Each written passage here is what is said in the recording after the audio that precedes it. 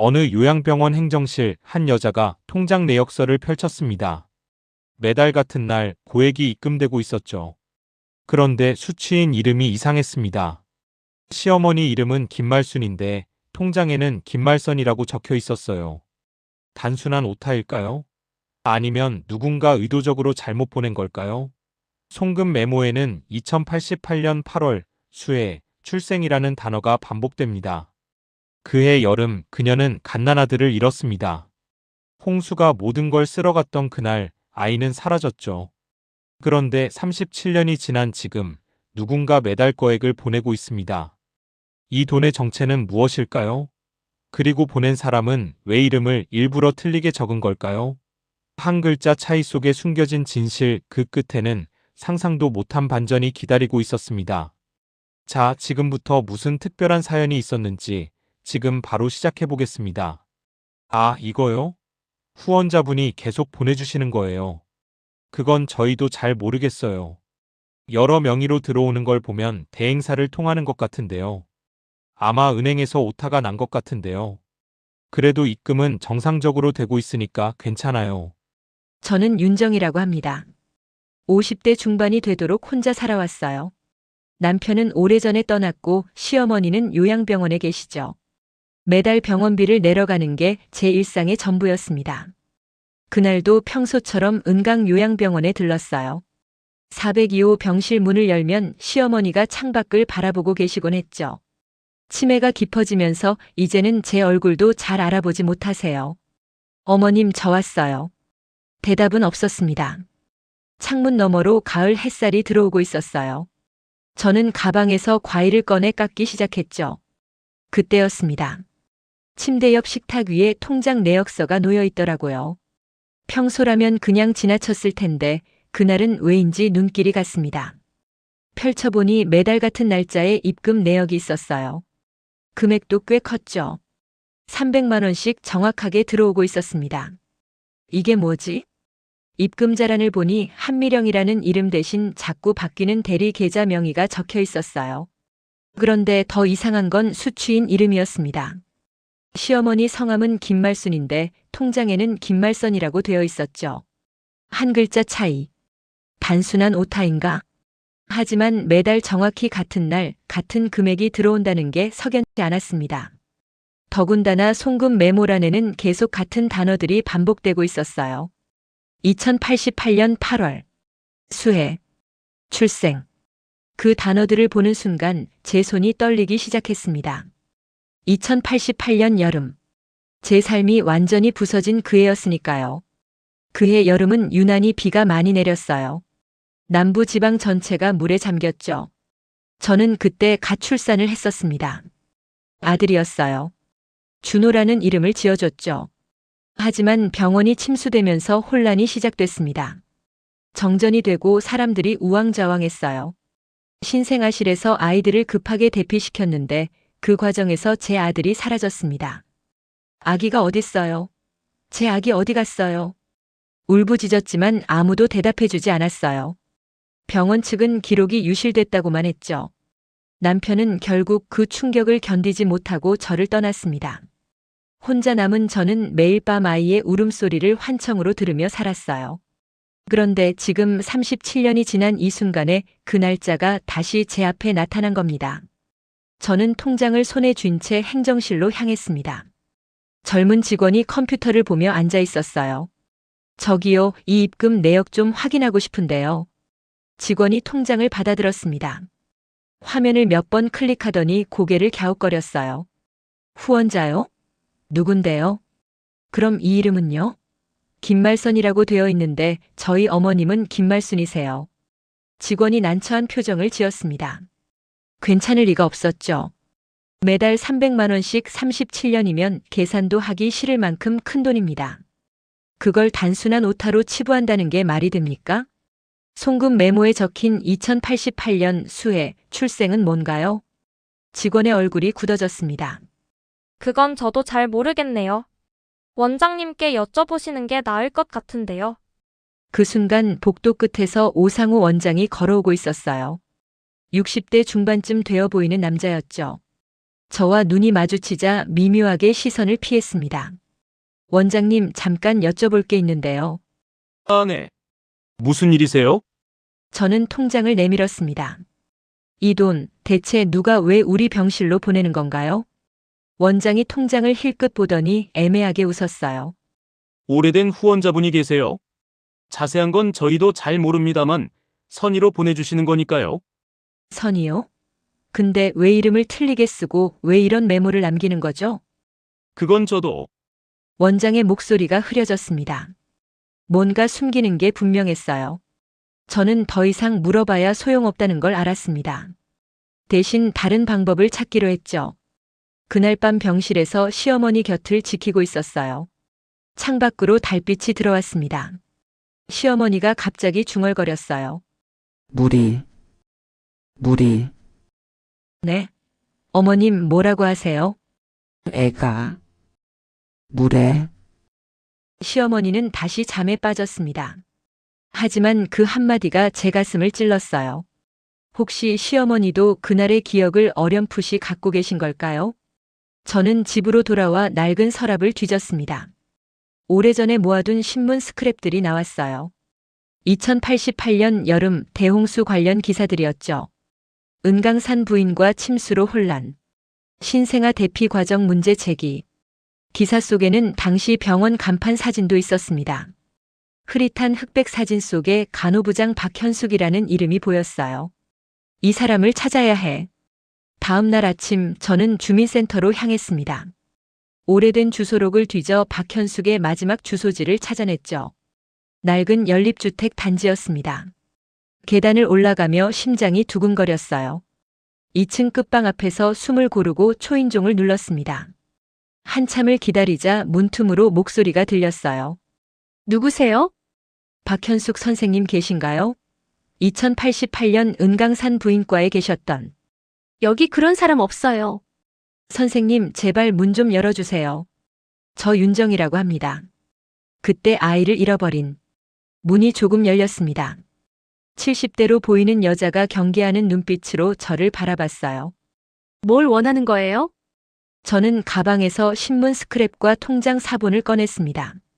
박현숙의 눈빛이 흔들렸어요. 들어오세요. 좁은 거실에 마주 앉았습니다. 박현숙은 한참 동안 말이 없었죠. 선생님, 그때 무슨 일이 있었던 건가요? 모르는 게 나아요. 이미 알아버렸어요. 이 돈이 무엇인지 왜 보내지는지 알고 싶어요. 박현숙이 깊게 한숨을 쉬었습니다. 그해 여름 정말 지옥이었어요. 물이 순식간에 차올랐죠. 정전이 되고 전화도 안 터지고 의사들도 반은 피난 가버렸어요. 그래서요? 산모들이 흩어졌어요. 신생아실은 더 난리였죠. 애들을 급히 옮기는데 브로커들이 슬슬 기어들어왔어요. 브로커요? 네. 그때는 입양시장이 음지에서 돌아가던 때잖아요. 혼란한 틈을 타서 아이들 명단을 빼돌리는 거예요. 제 손이 떨렸습니다. 그럼 제 아이도. 출생신고가 늦어지고 기록이 엉망이 됐어요. 누군가 의도적으로 덮어버린 것도 있었고요. 누가요? 누가 왜 그랬어요? 박현숙이 제 눈을 똑바로 쳐다봤습니다. 한미령. 들어봤어요? 그 이름은 모를 수가 없었죠. 한명그룹 회장 부인 재계의 사모였습니다. 그분이 그때 병원에 계셨어요. 출산하러 왔다가 홍수를 만난 거죠.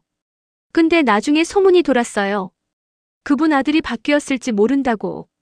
바뀌었다니요? 정확히는 모르겠어요.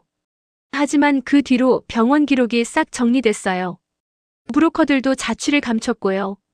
박현숙은 일어나 안방으로 들어갔습니다. 잠시 후 낡은 수첩 한 권을 들고 나왔어요. 이거 그때 제가 몰래 적어둔 거예요. 수첩에는 신생아실 침대 번호와 표식 메모가 적혀 있었습니다. 그리고 맨 아래 흐릿한 글씨로 이렇게 쓰여 있었어요. 아이가 바뀌었다면 이 돈은 사죄일 뿐이다. 저는 그 글씨를 읽으며 눈물이 흘러내렸습니다. 37년 동안 제 아들은 어디에 있었던 걸까요? 선생님, 그 한미령이라는 사람을 어떻게 만날 수 있을까요? 쉽지 않을 거예요. 하지만 변호사를 통하면 가능할지도 몰라요. 저는 박현숙에게 고개 숙여 인사하고 나왔습니다. 법률구조공단 전화번호를 검색하며 걸었어요. 며칠 뒤 저는 시내 한법률사무소에 앉아 있었습니다. 최도윤 변호사는 40대 초반의 차분한 인상이었어요. 말씀하신 내용을 정리해보면 신생아 바뀐 가능성이 있고 그에 대한 정황 증거들이 있다는 거죠. 네. 통장 내역, 간호사 증언, 당시 신문 기사까지 있어요. 최도윤 변호사가 서류를 넘기며 말했습니다. 문제는 시효와 증거예요. 37년 전 일이고 의료기록 보존 기간도 지났죠. 하지만 정황을 엮으면 재심 청구 여지는 있어요. 그럼 할 수 있다는 거죠? 하지만 상대가 한명그룹이에요. 언론이 달려들 겁니다. 감당할 수 있으세요? 저는 잠시 말이 없었습니다. 제게 뒤에서 밀어줄 사람도 막아줄 사람도 없었으니까요. 그래도 해야죠. 제 아들을 찾고 싶어요. 그럼 두 가지 방법이 있어요. 소송을 하거나 사적 조정을 시도하는 거죠. 그리고 유전자 검사가 필수예요. 유전자 검사요? 네. 하지만 상대방 동의가 필요해요. 의심되는 사람의 DNA를 받아야 하니까요. 최도윤 변호사가 파일 하나를 꺼냈습니다. 거기에는 젊은 남자의 사진이 있었어요. 한지후. 한명그룹 회장의 외아들입니다. 올해 36이에요. 사진 속 남자를 보는 순간 제 심장이 멎는 것 같았습니다. 옆 얼굴의 윤곽, 눈매가 어쩐지 익숙했어요. 거울 속 제 얼굴과 닮은 것 같기도 했죠. 혹시 아니더라도 괜찮아요. 확인만이라도 하고 싶어요. 그때 최도윤 변호사의 휴대폰이 울렸습니다. 통화를 마친 그가 놀란 표정으로 저를 봤어요. 한명그룹 측에서 연락이 왔습니다. 만나고 싶다고 하네요. 네. 한미령 회장 부인이 직접 만나자고 합니다. 저는 믿을 수가 없었습니다. 아직 아무것도 시작하지 않았는데 상대방이 먼저 손을 내민 거죠. 사흘 뒤 저는 서울 외곽의 한 별장 앞에 서 있었습니다. 최도윤 변호사가 함께였어요. 문이 열리고 집사로 보이는 사람이 우리를 안으로 안내했죠. 거실에는 한 여자가 소파에 앉아 있었습니다. 70대 초반쯤 되어 보였어요. 화장을 했지만 병색이 역력했죠. 앉으세요. 한미령의 목소리는 예상보다 부드러웠습니다. 저는 긴장한 채 그 앞에 앉았어요. 윤정 씨 맞죠? 오래 기다리셨어요. 무슨 말씀이신지. 매달 돈을 보낸 게 접니다. 이름을 헷갈리게 한 것도 일부러였어요. 제가 벌떡 일어섰습니다. 그럼 아세요? 제 아들이 어디 있는지 아시는 거예요? 한미령이 천천히 고개를 끄덕였습니다. 앉아요. 긴 이야기예요. 저는 다시 앉았습니다. 손이 떨려서 무릎 위에 꼭 쥐었어요. 2088년 여름 저도 그 병원에 있었어요. 출산 예정일이었죠. 그런데 홍수가 났어요. 정신없이 아이를 낳고 신생아실에 맡겼는데 다음 날 퇴원하려니 혼란스러운 거예요. 기록이 엉망이었죠. 한미령의 목소리가 떨렸습니다. 그 뒤로 몇 년이 지나서 누군가 제게 찾아왔어요. 그날 병원에서 아이가 바뀌었을 수도 있다고. 누가요? 브로커였어요. 돈을 요구하더군요. 진실을 묻어주는 대가로. 저는 숨이 막혔습니다. 남편은 분노했어요. 하지만 집안 체면 때문에 침묵을 택했죠. 저는 제가 키우는 아들 지우를 사랑했어요. 하지만 동시에 누군가의 아들을 빼앗아온 죄책감에 밤마다 시달렸어요. 한미령이 눈물을 닦았습니다. 그래서 익명으로 당신 시어머님 병실 비용을 보냈어요. 언젠가 당신이 알아채길 바라면서요. 왜 진작 말씀 안 하셨어요? 무서웠어요. 남편도 세상도 그리고 제 아들을 잃을까봐. 저는 울음이 터져 나왔습니다.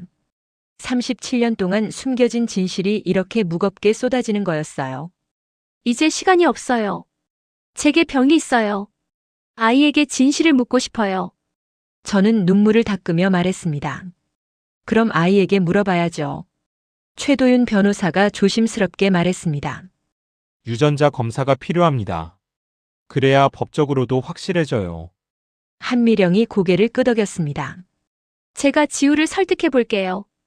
일주일 뒤 저는 다시 그 별장을 찾았습니다.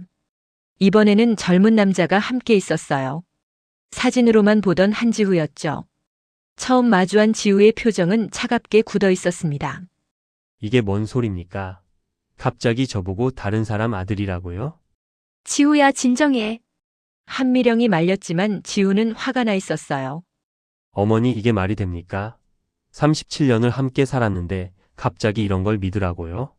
저는 가방에서 박현숙에게 받은 수첩과 신문 스크랩, 통장 내역서를 꺼냈습니다. 이걸 보세요. 그날 병원에서 무슨 일이 있었는지. 지우가 서류들을 받아들었습니다. 한참을 읽더니 얼굴이 창백해졌어요. 이게 사실이라고 해도 저는 제 어머니가 누군지 알아요. 한미령이 지우 앞에 무릎을 꿇듯 앉았습니다. 엄마가 틀렸을지 몰라. 하지만 확인은 해야 해. 윤정 씨 아들을 빼앗아온 거라면 그건 제가 평생 짊어져야 할 죄야. 지우의 눈에 눈물이 맺혔습니다. 제가 조심스럽게 말했습니다. 유전자 검사만 해주세요. 그것만으로도 충분해요. 지우가 고개를 들었습니다. 조건이 있어요. 언론에는 절대 비공개해요. 그리고 결과가 나올 때까지 가족들한테도 말하지 마세요. 알겠어요. 그리고 결과가 무엇이든 전 제 삶을 지킬 겁니다. 저는 고개를 끄덕였습니다. 당연한 일이었죠. 아이에게도 선택권이 있어야 했으니까요. 사흘 뒤 병원에서 체열이 이루어졌습니다. 제 혈액과 지우의 혈액이 각각 채취됐어요. 분석기관으로 보내진다는 말을 들었죠. 결과가 나오기까지 2주일이 걸린다고 했습니다. 그 2주일이 마치 20년처럼 길게 느껴졌어요. 저는 매일 요양병원에 가서 시어머니 곁을 지켰습니다. 시어머니는 여전히 창밖만 바라보고 계셨죠. 어머님, 준호 기억하세요? 제 아들. 대답은 없었습니다.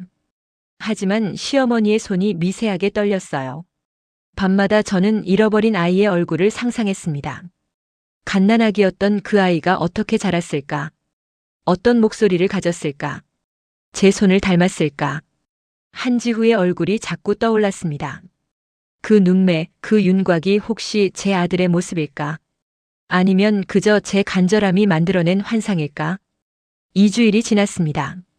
그날 오후 저는 법률사무소에 앉아 있었어요. 최도윤 변호사, 한미령, 그리고 한지우가 함께였죠. 변호사의 휴대폰에 메시지가 왔습니다. 검사 결과였어요. 변호사가 화면을 확인하더니 천천히 고개를 들었습니다. 결과가 나왔습니다. 제 심장이 미친 듯이 뛰었어요. 모자 관계 확률 99.999%입니다. 세상이 멈춘 것 같았습니다. 한지우가 제 아들이었어요. 37년 동안 다른 집에서 자란 제 친아들. 한미령이 흐느끼기 시작했습니다. 지우는 고개를 떨구고 말이 없었어요. 저는 그저 눈물만 흘렀습니다. 찾았다는 안도감과 잃어버린 시간에 대한 슬픔이 동시에 밀려왔죠. 이제 어떻게 하죠? 지우가 떨리는 목소리로 물었습니다. 법적으로 출생 기록을 정정할 수 있어요. 친권과 양육권 문제도 다룰 수 있고요. 최도윤 변호사가 설명했지만 지우는 고개를 저었어요. 전 두 분 모두를 사랑합니다. 한미령은 저를 키워주신 어머니고 윤정 씨는 저를 낳아주신 어머니죠. 법을 고치는 건 좋아요. 하지만 가족을 해치는 건 원하지 않아요. 저는 지우의 손을 잡았습니다. 괜찮아요. 천천히 생각해요. 저는 당신이 다치지 않는 게 제일 중요해요. 하지만 세상은 우리에게 천천히 생각할 시간을 주지 않았습니다. 누군가 이 사실을 눈치챘는지 언론에서 냄새를 맡기 시작했어요. 한명그룹 주변을 기웃거리는 기자들이 생겼고 은강 요양병원에도 취재 요청이 들어왔죠. 오상호 원장은 점점 불안해하기 시작했습니다. 윤정 씨, 이거 조용히 처리할 수 없어요? 병원 이미지가 다 깎여요. 원장님이 그때 제대로 기록했으면 이런 일 없었을 거 아니에요. 그건 나도 어쩔 수 없었어요. 브로커들이 얼마나 무서운 사람들인데. 오상호는 결국 박현숙을 압박하기 시작했습니다. 증언을 번복하라고 협박했죠. 하지만 박현숙은 흔들리지 않았어요. 이미 진실은 나왔어요. 이제 와서 덮을 수 없어요. 한편 한명그룹 이사진에서는 난리가 났습니다. 회장의 외아들이 사생아가 아니라 바뀐 아이라는 사실이 알려지면 상속구도 전체가 흔들릴 테니까요. 회장님, 이 일은 조용히 처리하셔야 합니다. 유전자 검사 결과를 무효화할 방법은 없습니까? 언론이 알기 전에 합의를 보시죠. 하지만 한미령은 단호했습니다. 아니에요. 이건 제가 평생 숨겨온 죄예요. 이제 드러내야 해요. 결국 법원에 비공개 조정 신청이 들어갔습니다. 양쪽 변호사들이 모여 출생 기록 정정과 손해배상 명예회복의 범위를 논의하기 시작했어요. 조정실에 앉아 있을 때 지우가 먼저 입을 열었습니다. 제 제안이 있어요. 모두의 시선이 지우에게 쏠렸습니다. 법적으로는 제가 윤정 씨의 친아들임을 인정해요. 하지만 양육 친정은 한미령에게 있다고 기록하면 어떨까요? 그게 무슨... 전 두 분 모두 제 어머니예요. 법이 한 명만 선택하라고 하면 법을 바꾸면 되잖아요. 지우의 제안은 파격적이었습니다. 생모와 양모를 동시에 인정하는 방식이었죠. 최도윤 변호사가 고개를 끄덕였습니다. 판례는 없지만 시도해 볼 만해요. 특수한 사정을 인정받으면 가능할 수도 있어요. 상속 문제는요? 한명그룹 측 변호사가 날카롭게 물었습니다. 그건 제가 결정할 일이에요. 지우가 단호하게 말했습니다. 제가 물려받을 재산이든 뭐든 정당하게 두 분께 나누겠습니다. 이 사진은 발칵 뒤집혔지만 한미령이 막았어요. 이건 우리 가족 문제예요. 회사 이사들이 관여할 일이 아니에요. 며칠간의 조정 끝에 합의안이 나왔습니다. 출생 기록을 정정하되 양육 사실도 함께 기록하고 한명그룹은 공식 사과와 함께 과거 피해자들을 위한 기금을 조성하기로 했어요. 그 과정에서 박현숙이 다시 증언대에 섰습니다. 70대 노인이 된 그녀는 떨리는 목소리로 말했어요. 그날 저는 올바른 선택을 하지 못했어요. 브로커들이 무섭기도 했고 돈도 받았어요. 얼마나 받으셨습니까? 500만 원이었어요. 그때는 큰 돈이었죠. 하지만 그 돈으로 평생 악몽을 샀어요. 박현숙이 눈물을 흘렸습니다. 윤정 씨 정말 미안해요. 당신 아들을 지켜주지 못해서. 저는 고개를 저었습니다. 이제라도 진실을 말씀해 주셔서 고마워요. 오상우 원장도 결국 협조하기로 했습니다.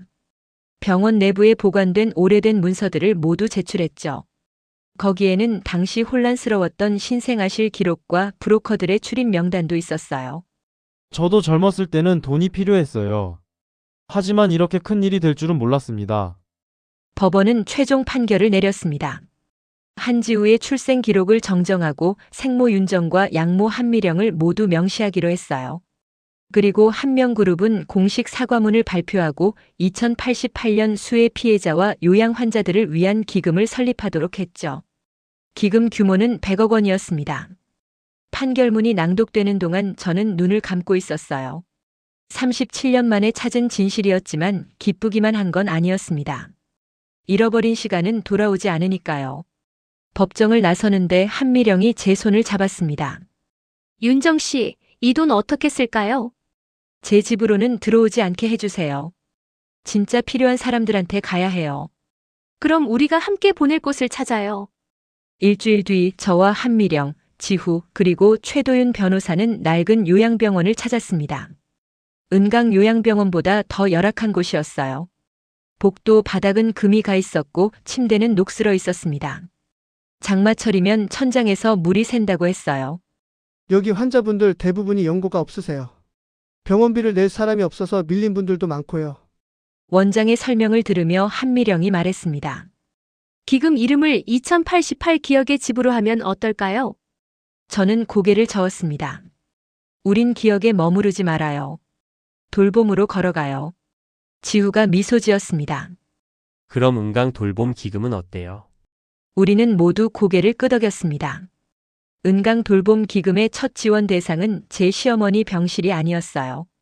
대기 명단 맨 앞에 있던 할머니에게 돌아갔죠. 정말 감사합니다. 이제 딸한테 손 안 벌려도 되겠어요.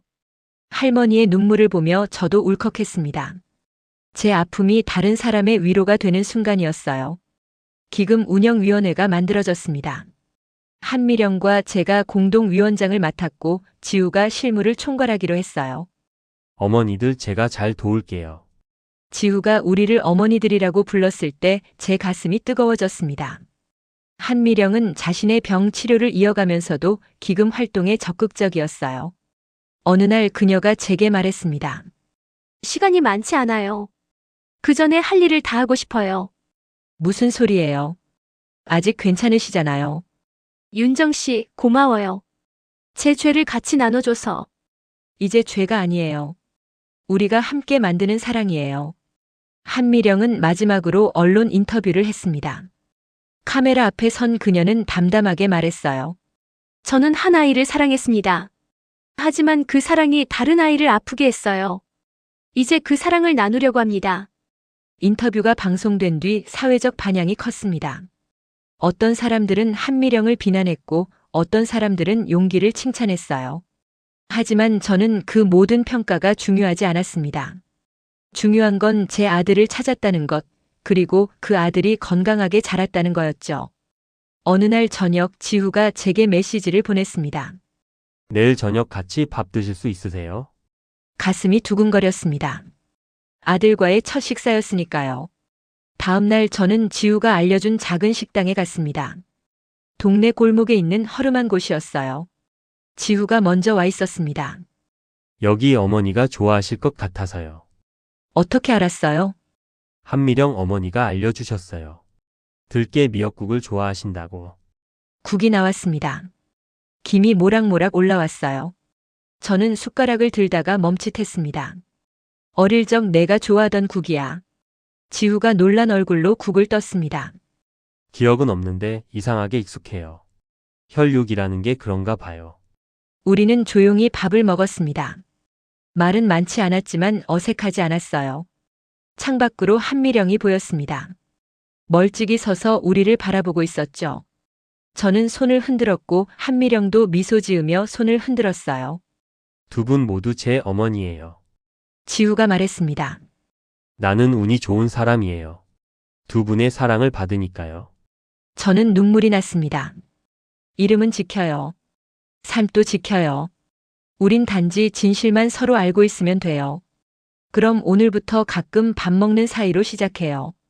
밖에 비가 내리기 시작했습니다. 2088년의 그 무서운 홍수가 아니라 2025년의 보슬비였어요. 저는 창밖을 바라봤습니다. 하늘이 맑아지고 있었죠. 잃어버린 것들이 전부 돌아오진 않습니다. 37년의 시간은 되돌릴 수 없어요. 안아주지 못한 순간들, 함께하지 못한 날들, 그 모든 것은 영원히 사라진 거죠. 하지만 돌아온 것도 있습니다.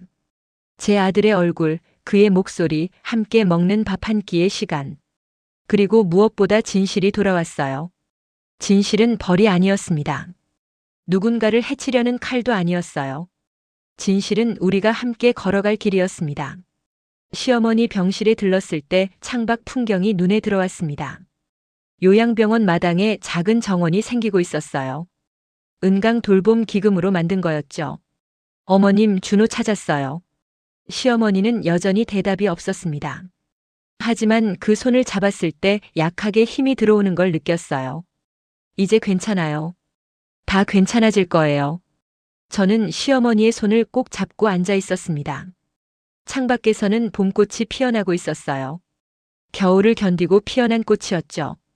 37년이라는 긴 겨울을 지나 저도 이제 봄을 맞이하는 것 같았습니다. 한 달 뒤 은강 돌봄 기금 첫 후원의 밤 행사가 열렸습니다. 작은 행사였지만 의미가 컸어요. 지후가 무대에 올라 인사말을 했습니다. 저는 두 어머니의 아들입니다. 한 분은 저를 낳아주셨고 한 분은 저를 키워주셨어요. 청중들이 숙연해졌습니다. 진실을 알게 되면서 혼란스러웠습니다. 제가 누구인지 알 수 없었죠. 하지만 이제 알아요. 저는 두 분 모두의 사랑을 받는 사람이고 그 사랑을 나눌 책임이 있는 사람이에요. 박수가 터져 나왔습니다. 저와 한미령은 무대 옆에서 그 모습을 지켜봤어요. 한미령이 제 손을 잡았습니다. 우리 잘했죠? 네, 잘했어요.